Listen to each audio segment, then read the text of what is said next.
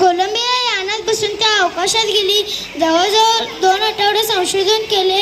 हा सर्वात मोठा नासाचा प्रवास होता व तो प्रवास करण्याचे भाग्य मिळाले आपल्या कल्पनाला. कोलंबिया यान हे असे एक यान होते की ज्याचा वापर पुन्हा पुन्हा अवकाशात जाणं, माहिती मिळवणं, रिसर्च करणं हे होतं. ही या यानाची 24वी फेरी व आपल्या कल्पनाची पहिली फेरी होती, ज्याच्यामध्ये ती काम करत होती रोबोटिक ऑपरेटरचं. अशी ही पहिली भारतीय महिला होती की जिला भाग्य मिळालं होतं अवकाशात जाण्याचं. हे घडलं तिच्या फक्त महत्त्वाकांक्षी स्वभावामुळे. पुढे आपले काम संपवून ते वरून खाली येत असताना अचानक त्यांचा संपर्क तुटला. अगदी पृथ्वीच्या कक्षेत आल्यावर यानाने पेट घेतला. पुढच्या 5च मिनिटात यानाचे तुकडे, कोणाच्या शरीराचे जळलेले अर्धवट भाग टेक्सास शहरात पडताना दिसले.